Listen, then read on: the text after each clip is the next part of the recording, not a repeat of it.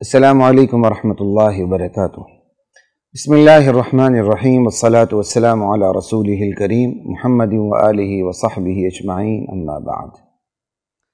خواتین و حضرات، مختصر درس حدیث کے سلسلے کے ساتھ خلیق الرحمن آپ سے مخاطب ہے۔ آج کی نشست میں صحیح مسلم کی ایک حدیث بیان ہوگی جس کے راوی حضرت ابو ہریرہ رضی اللہ تعالی عنہ۔ حضرت ابو ہریرہ رضی اللہ تعالی عنہ فرماتے ہیں کہ ایک دن ہم نبی کریم صلی اللہ علیہ وسلم کی مجلس میں حاضر خدمت تھے، اور اس مجلس میں، مجلس صحابہ میں، حضرت ابو بکر اور حضرت عمر رضی اللہ تعالی عنہما جیسی شخصیات بھی موجود تھیں۔ اسی مجلس میں ہم بیٹھے ہوئے تھے، اچانک ایسا ہوا کہ نبی کریم صلی اللہ علیہ وسلم ہمارے درمیان سے اٹھے اور باہر تشریف لے گئے، یعنی کسی کو کچھ بتایا نہیں، اور بہت تاخیر کر دیا آپ نے واپس آنے میں۔ جب بہت تاخیر ہو گئی، آپ واپس تشریف نہیں لائے، تو ہمیں خوف ہوا کہیں ہماری عدم موجودگی میں کوئی آپ کا جانی نقصان نہ کر دے۔ حضرت ابو ہریرہ جو اس حدیث کے راوی ہیں، وہ فرماتے ہیں کہ سب سے پہلے مجھے خوف لاحق ہوا، چنانچہ میں اٹھا اور باقی صحابہ بھی اٹھے، ہم نبی کریم صلی اللہ علیہ وسلم کی تلاش میں نکل کھڑے ہوئے۔ حضرت ابو ہریرہ کہتے ہیں، چونکہ راوی حدیث کے، کہتے ہیں میں نبی کریم صلی اللہ علیہ وسلم کو تلاش کرتے کرتے ایک باغ کے پاس پہنچا، جو باغ انصار کے ایک خاندان بنی نجار کا تھا۔ بنو نجار جو خاندان ہے، انصار کا گھرانہ ہے، اس کے ایک باغ کے پاس پہنچا، اور میں نے پھر اس باغ میں اندر جانے کی کوشش کی۔ یہاں حدیث میں یہ تو نہیں لکھا کہ انہوں نے حضرت ابو ہریرہ نے باغ کے اندر جانے کی اس لیے کوشش کی کہ باغ میں حضور تشریف فرما تھے، لیکن بات خود بخود سمجھ میں آ جاتی ہے، اور یہ عربی اسلوب بھی ہے کہ بات جو خود بخود سمجھ میں آ جائے تو وہ حذف کر دی جاتی ہے۔ ٹھیک، حضرت ابو ہریرہ نے چونکہ نبی کریم صلی اللہ علیہ وسلم کو اس باغ میں دیکھ لیا تھا، تو حضرت ابو ہریرہ نے اس باغ میں جانے کی کوشش کی، لیکن کہیں سے کوئی راستہ نہیں تھا باغ میں جانے کا۔ تو حضرت ابو ہریرہ کہتے ہیں میں کیا دیکھتا ہوں، باہر ایک کنواں ہے، اس سے ایک ندی نکل رہی ہے پانی کی، اور وہ ندی اس باغ کے اندر جا رہی ہے۔ جب ندی باغ میں جاتی ہے تو ہم نے بھی اپنے گلگت بلتستان میں دیکھا ہے کہ جو باہر سے جو ہماری ندیاں ہوتی ہیں، جب وہ گھر کے اندر داخل ہو رہی ہوتی ہیں تو ایک سوراخ سا ہوتا ہے ایسے کر کے، بلکہ مجھے تو ابھی تک اپنے نادر جان کے گھر کا نقشہ بھی پورا اسی طرح یاد ہے، ایک ایسے سوراخ سا ہوتا ہے جس میں سے وہ ندی کا پانی ایسے اندر جا رہا ہوتا ہے، اسی قسم کا کوئی سوراخ ہوگا۔ کہتے ہیں وہ ندی کا پانی اس باغ کے اندر جا رہا تھا، وہ جگہ تھی اندر جانے کی۔ کہتے ہیں میں اس کے اندر سے سکڑ کے سمٹ کے جس طرح کسی طرح جیسے تیسے کیسے میں اس باغ کے اندر گھسا، اور میں نبی کریم صلی اللہ علیہ وسلم کے پاس جا پہنچا۔ جب نبی کریم صلی اللہ علیہ وسلم نے مجھے دیکھا تو حضور نے فرمایا ابو ہریرہ، یعنی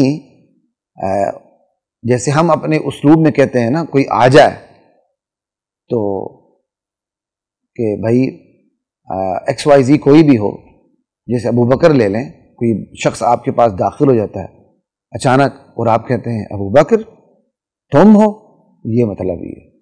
تو جیسے ابو ہریرہ داخل ہوئے تو نبی علیہ السلام نے فرمایا ابو ہریرہ، تو ابو ہریرہ رضی اللہ تعالیٰ عنہ نے جواب دیا ہاں نام یا رسول اللہ، ہاں یا رسول اللہ میں ابو ہریرہ ہوں۔ کہا ما شانک، کیسے آنا ہوا، کیا بات ہے، کیا بات ہے، کیسے آنا ہوا؟ تو حضرت ابو ہریرہ نے کہا یا رسول اللہ آپ ہمارے درمیان تھے اور آپ کھڑے ہو گئے، اور آپ واپسی میں آپ کی تاخیر ہو گئی، ہمیں خوف ہوا کہ ہماری عدم موجودگی میں کوئی آپ کو جانی نقصان نہ پہنچا دے، اور سب سے پہلے مجھے خوف لاحق ہوا تو میں اس باغ کے پاس، میں اس باغ میں آ پہنچا ہوں، اور میں اس باغ میں ایسے داخل ہوا جیسے کوئی لومڑی داخل ہوتی ہے، کیونکہ لومڑی کی جیسے ہی جانور ہوتے ہیں، جنگلی جانور، ان کے جسم میں لچک بہت ہوتی ہے نا، تو یہ اپنے لچک سے بڑا اچھا خاصا کام لے لیتے ہیں، جیسے کوئی لومڑی داخل ہوتی میں ایسے داخل ہوا ہوں۔ تو خواتین و حضرات ایک بات یاد رکھیے گا کہ عربی زبان میں تشبیہات سے بہت زیادہ کام لیا جاتا تھا، اور تشبیہات سے کام لیتے ہوئے، اردو میں تشبیہات ہیں لیکن اتنی زیادہ نہیں ہیں، تشبیہات ہیں بھی، لیکن جس طرح عرب تشبیہات سے کام لے لیتے تھے نا کہ وہ من وجہ کسی کتے میں بھی کوئی چیز دیکھ لی اچھی تو اس کی تشبیہ کو بھی لے لیا، شیر کی تشبیہ کو لے لیا، شیر کی بہادری میں لے لی، جیسے کھوتے کی ہمارے ہاں بیوقوفی میں تشبیہ لی جاتی ہے، ٹھیک ہے نا جی، ہمارے ہاں لومڑی کی چالاکی سے لی جاتی ہے۔ تو عرب محاورے میں تشبیہات کا زور بہت تھا۔ میں اس لیے کہہ رہا ہوں کہ بعض دیگر احادیث میں بھی مختلف قسم کی تشبیہات ہیں، اور جب دشمنان صحابہ ان تشبیہات کو سنتے ہیں نا تو وہ پھر بڑے مسخرے تضحیک آمیز طریقے کے ساتھ ان تشبیہات کو سناتے ہیں۔ تو اس لیے انشاءاللہ میں اب حدیث کے الفاظ میں پر میں نہیں جاؤں گا۔ ایک اور حدیث بھی جس میں حضرت عمر نے اپنے بارے میں ایک تشبیہ دی ہے، تو لوگ بہت غلط طریقے سے اس کو استعمال کرتے ہیں، لیکن یہاں حوالہ دینے کی ضرورت نہیں، کبھی حدیث آئے گی تو اس پہ بات کریں گے۔ یہاں بس اتنا ہی سمجھیں کہ حضرت ابو ہریرہ نے کہا کہ میں ایسے گھسا جیسے لومڑی گھستی ہے۔ اور نعوذ باللہ حضرت ابو ہریرہ نے اپنے آپ کو لومڑی نہیں کہا، مطلب لومڑی سے تشبیہ اس لیے دی کہ لومڑی ایک ہوشیار اور چالاک جانور ہے، وہ اپنے آپ کو سمیٹ کے وہاں داخل ہو جاتی جہاں کوئی بندہ داخل اس طرح نہیں ہو سکتا۔ تو تشبیہ من وجہ ہے، ایک مخصوص چیز جو لومڑی کی خصوصیت ہے، اس خصوصیت میں لومڑی کے ساتھ تشبیہ دے دی۔ یہ عرب کے ہاں تشبیہات کا رواج عام تھا، بس اس پہ میں خیر اشارہ اتنا ہی کافی ہے۔ بہرحال تو حضور کے سامنے کہتے ہیں یا رسول اللہ، میں آپ کے پاس تو سمٹ سکڑ کے مجھے تو کوئی راستہ نہیں ملا اندر داخل ہونے کا، تو یہ ندی کا پانی جو جہاں سے جا رہا تھا وہیں سے میں لومڑی کی طرح سمٹ سکڑ کے اندر داخل ہو کے آپ کے پاس حاضر خدمت ہوا ہوں، اور لوگ میرے پیچھے آ رہے ہیں، ابو بکر ہے، عمر ہے رضی اللہ عنہ، دیگر ہیں لوگ، دیگر صحابہ میرے پیچھے آ رہے ہیں، میرے پیچھے ہیں، یعنی دیگر صحابہ میرے پیچھے ہیں، مطلب وہ بھی آپ کو تلاش کرتے ہوئے ادھر ادھر گھوم رہے ہیں۔ اللہ اکبر۔ فقال یا ابا ہریرہ، نبی کریم صلی اللہ علیہ وسلم نے ایک خاص اپنے اس میں شان میں بیٹھے ہوئے تھے نبی علیہ السلام۔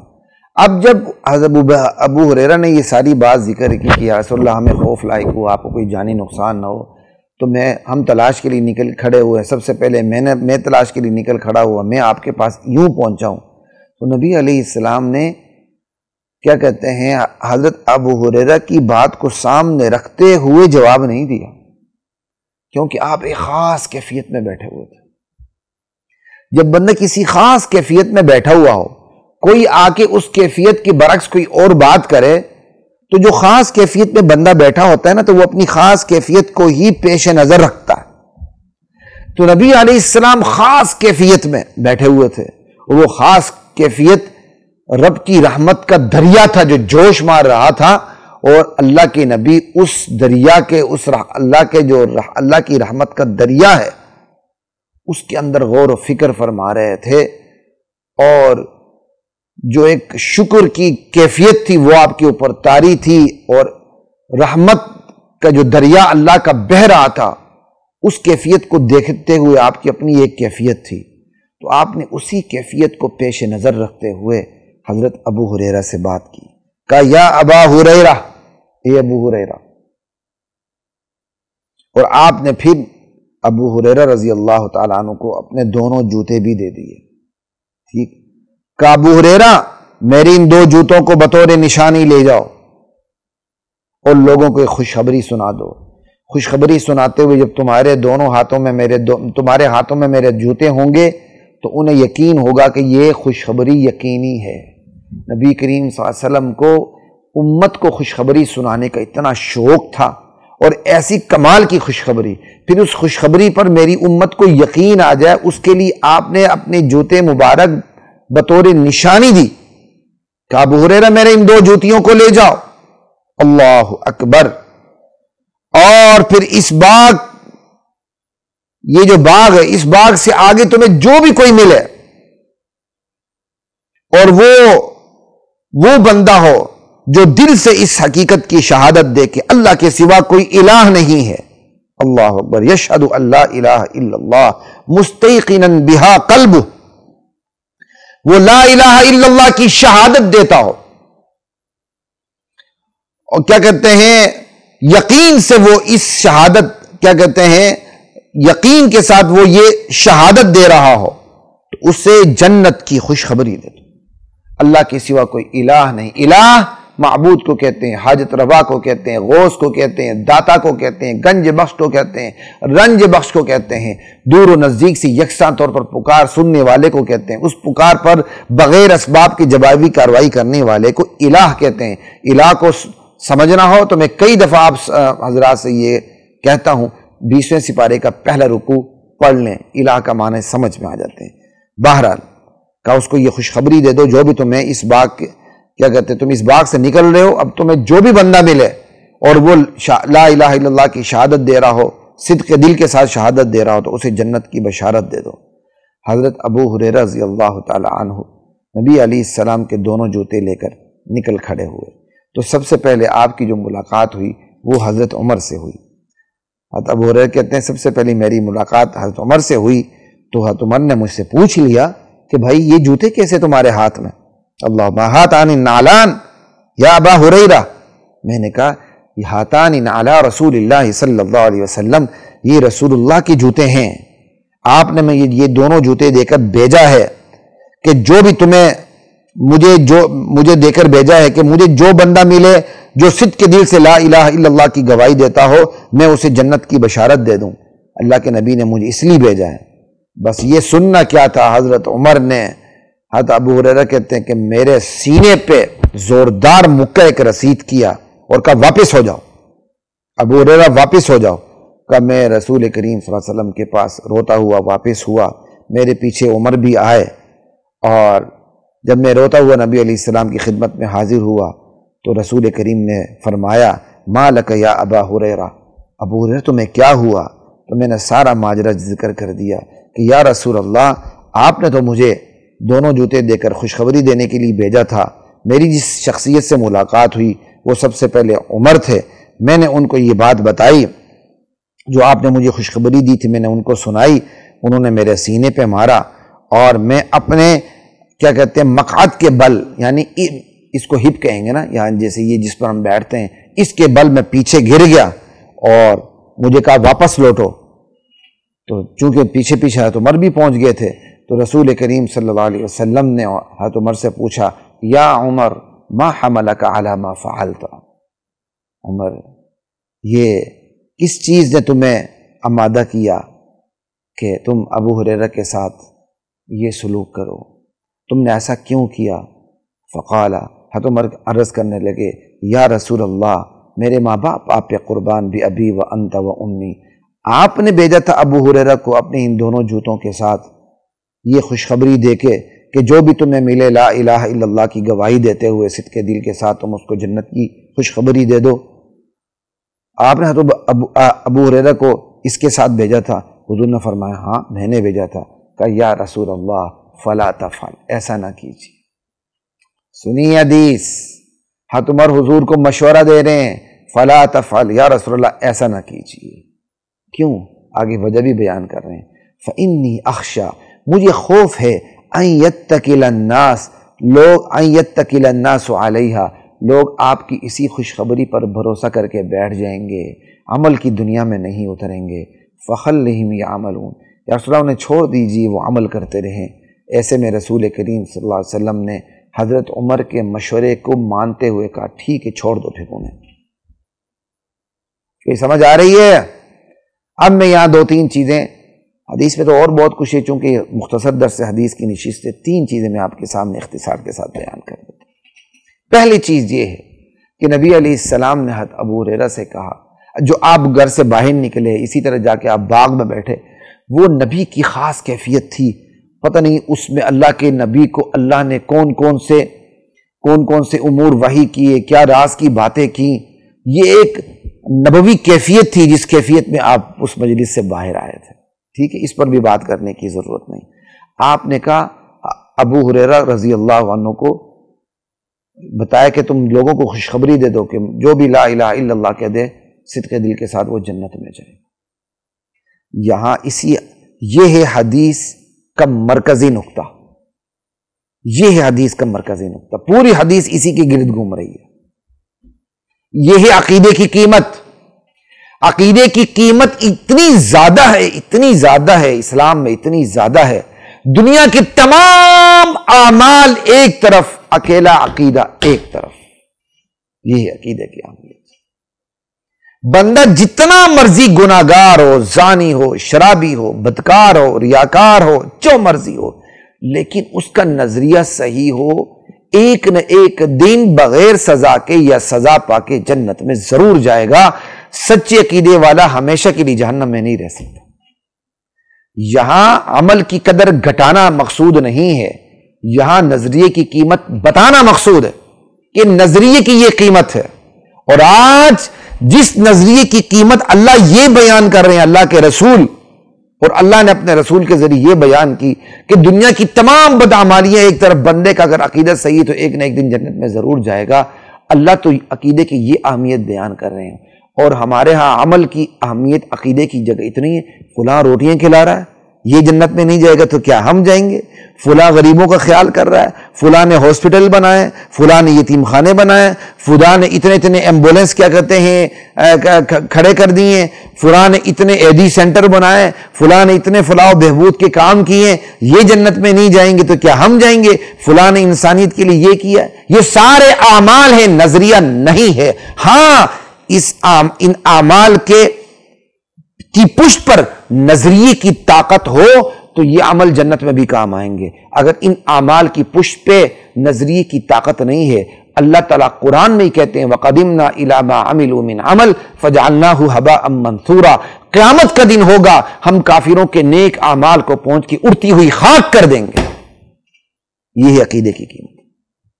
اور دوسری بات عقیدے ہی کے حوالے سے میں نے آپ کو یہ بتانی ہے، تو اس پہلی بات کو پھر فوکس کر دیتے ہیں۔ خدا کے لیے جو اہمیت اللہ عقیدے کی بیان کر رہا ہے نا، وہ اپنے دل میں اتار لیں، زندگی بن جائے گی۔